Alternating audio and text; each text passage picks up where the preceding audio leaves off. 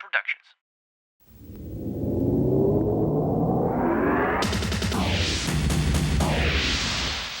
I'm Kurt Loder with MTV News. Rock musicians have spent much of this past week bidding farewell to Nirvana leader Kurt Cobain.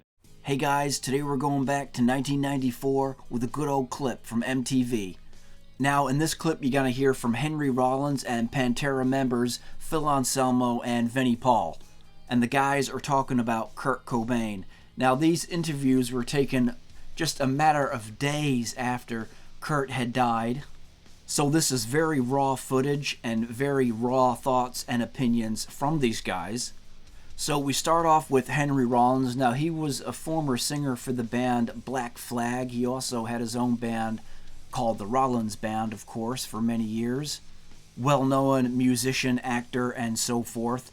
Now, what he says here is very poignant and pretty deep too. He talks about some of the pressures that Kurt had to face with things like how he had the tabloid newspapers pursuing him and all the hysteria around Kurt and Nirvana and all the pressures that come with that. So here's Henry Rollins' take on things. Let's check it out. I think maybe in a situation where all these people want a piece of you, where you're being pursued by tabloid newspapers, to be in these weird situations might drive one to extremes. When that around you is so excessive, the money, the attention, the hype, the hysteria, all of that, perhaps something in your own life might rise to that occasion, and that might get out of your control. Also, a lot of people, they're brilliant, and they're very sensitive, and perhaps they're not ready for the brutality of mass acceptance. And that's the word that describes it best: brutal. So I think Rollins there does bring up some good points, talking about how things had just gotten so big for Nirvana. You had everybody chasing him, the tabloids chasing him, and at the end of the day, I think Kurt really just wanted to be a musician. He probably would have been happy playing in like a small pub or something to 100 people. He's even said similar things like that. But things just got so big and so out of hand. I think that'd be pretty hard for anybody to deal with. And some famous people, they enjoy that and they love that, and that's why they do it. Simply to become famous just for the sake of being famous. But Kurt, I mean, he was a musician first and foremost, and that's why he did what he did. And he just kind of happened to get famous along the way.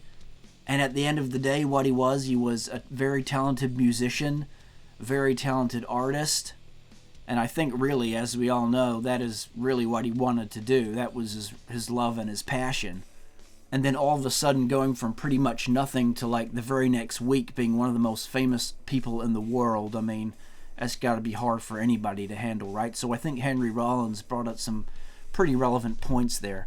Now, next up, we got the guys from Pantera. We got Phil Anselmo and Vinnie Paul. Now, they start off this interview right up at the front saying, hey, don't judge this guy for what he did. No one knows what he was going through. And remember, this is very raw. This is like days after Kurt died. So they go from that to talking again, touching on similar points that Henry Rollins did with the pressures that Kurt was going through. So let's hit it up with Pantera.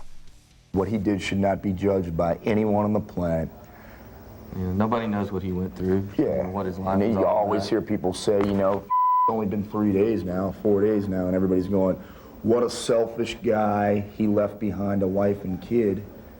Well, how can you say that? How can you say that? Nirvana put out a record that did nothing, and their next record exploded. We don't sell 1/5, 1/6, 1/10 of the records they sell, and I don't like the pressures that I have. I know he doesn't like the pressures he has. And think of the pressures that dude had. So there we go, guys. As I say, that stuff coming from only just days after Kurt had passed, so it was right when it happened. And the world was just in such a shock. Everybody lost someone that they really loved, even though, none of us had met him or anything. It was the connection through the music, and it was the music we love. Nirvana, the band that everybody was really into. Great bunch of guys. They weren't there necessarily to go after the fame at all. That was just something that came along with it. They were just that damn good that everybody liked them so much. And they would just spend time laughing and joking and being funny about that sort of stuff. You know, they didn't really care about being famous or whatever. They've said it in many interviews. We've all seen them. But from the time when Nevermind broke, they were just simply pretty much the biggest band in the world for that time. And Nirvana's input and Kurt Cobain's input into modern rock will always go down as a piece of history. And simply for that time, for that short few years really that they were around, Nirvana changed everything.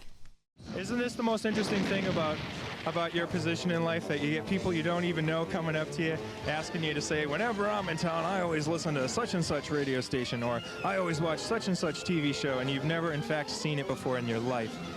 No. Does that bug you?